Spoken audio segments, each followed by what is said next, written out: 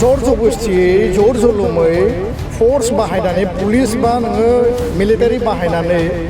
जोंनि जि six schedule बा ट्राइबेलनि जि हा बा माने PRF नि हाखौ लानायखौ दुलाराय बर' फरायसा आफादा समर्थन खालामा। जे थार्मेल पावार प्लान्ट बहायनायनि नामाव कुनु बिनिमयाव जाहाथे नखरसेबो नखर थानाय आरो बारि बागान थानाय खेथि थानाय बे ओनसोला जाहाथे क्षय क्षति जाया।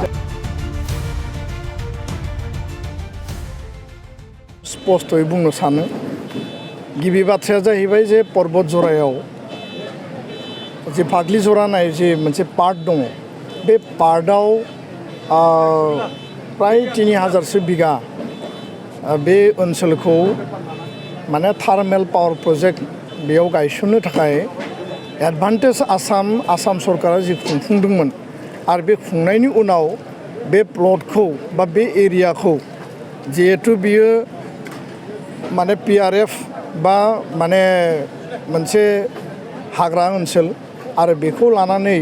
आसाम सरकार BTR काउन्सिला बेयाव थार्मेल पावार प्लान्ट बहायनो थाखाय बा गायसननो थाखाय बिथांमोना बेखौ सार्भे खालामदों, बिथांमोना बेखौ एसेसमेन्ट खालामबाय थादों आरो बिनिनो पार्ट हिसाबै गोबां माखासे बेयाव रायजो राजानि जि रिसेन्टमेन्ट रायजो राजाया बिथांमोननियाव गिनाय दङ, साननाय दङ। जिहेतु आं गावबो भिजिट खालामदोंमोन, माखासे सुबुंखौ आं लोगो हमदों, गासै रायजो राजा पाब्लिकखौ आं लोगो हमनो हायाखै, माखासे दल संगठनजों रायज्लायनानै फैदोंमोन जे बास्तबा ग्राउन्ड रिपर्टआ मा आरो जेला ग्राउन्ड रिपर्टखौ आङो कालेक्ट खालामो, तथ्य खालामो जे बे ओनसोलाव रायजो जानाय बर' आइ आफा, बर' नखर, बर' गामि आरो माखासे जिखिनि जोंहा बारि बागान दङ बे ओनसोलखौ माने गासैखौबो लाफानानै पावार प्रजेक्टखौ गायसननाय जागोन। बेबायदि मोनसे गिबि समाव माने गिबि जि थासारि बे थासारियाव बिथांमोननियाव बेबायदि साननाय दङमोन। उनाव गोबां राउन्डस अफ सरकारनि डिपार्टमेन्ट, सरकारनि माखासे अफिसार्सफोर दङ बा नोङो land revenue department, forest department आरो बेयाव रायजो राजा दुलाराय बर' फरायसा आफाद बे ओनसोलनि गुबुन गुबुन दल संगठन बेयाव सावरायनाय जादों। सावरायनायनि उनाव गोबां माखासे बेयाव मा इम्पेक्ट जागोन, बे हाखौ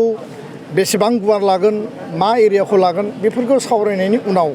जोंनियाव जि तथ्य दङ जे डिपार्टमेन्टआ बा अफिसार लेभेलनि बा नोङो रेभिनिउ आरो फरेस्ट डिपार्टमेन्ट आरो थार्मेल पावार प्लान्ट बहायनो नागिरनाय जि मोनसे बिथांमोननि जि प्रजेक्ट दङ, बिथांमोना बुंदों जे बर' नखर थानाय बा गामि थानाय, खेथि थानाय, बारि बागान थानाय बे ओनसोलखौ बिथांमोना लाया होननानै बुंदों। नाथाय थेवबो जोंनि आइ आफा रायजो राजाया बेखौ फोथायनो हायाखै, आसस्त' जानो हायाखै। दा बेखायनो कुनु कारनाव जर जबस्थियै जर जुलुमै फर्स बाहायनानै पुलिस बा नोङो मिलिटारि बाहायनानै जोंनि जि सिक्स सिडुल बा ट्राइबेलनि जि हा बा माने PRF नि हाखौ लानायखौ दुलाराय बर' फरायसा आफादा समर्थन खालामा। आं बे खालिबो बुंबोदों जे थार्मेल पावार प्लान्ट बहायनायनि नामाव कुनु बिनिमयाव जाहाथे नखरसेबो नखर थानाय आरो बारि बागान थानाय खेथि थानाय बे ओनसोला जाहाथे क्षय क्षति जाया, बिनि बादै जि ओनसोल दङ बिनि सायाव बिबेसना खालामनो हायो होननानैसो आं बुंदों। बिनि सायाव जोङो सावरायनो हायो आरो बेयाव रायजो राजानि मतामतखौबो जोंनो नांगोन। दा बेखौ लानानै दान्थे बिदान्थेया गोबां थांबाय आरो मैया आङो जि थासारि नुबाय जे बेयाव माने डिपार्टमेन्टेलि माखासे पुलिस फर्सखौ लानानै बेयाव सार्भे खालामनो थांदोंमोन बा सिमा थुनो थांदों आरो बे जाथायखौ लानानै पाब्लिकनियाव मोनसे रिसेन्टमेन्ट, पाब्लिकनियाव मोनसे नारा नाथा पुलिस फर्स आरो बर' रायजो राजानि गेजेराव मोनसे कनफ्लिक्ट जादों। बेबायदि कनफ्लिक्टखौ कुनु कारनाव जानाङा। आङो BTR काउन्सिल आसाम सरकारखौ खावलायगोन कनफ्लिक्ट आरो दमनजों जाहाथे हा लानायनि प्रक्रिया कुनु कारनाव जाया। दुलाराय बर' फरायसा आफादा बे जाथायनि सायाव जों इन्टारभेनसन खालामगोन।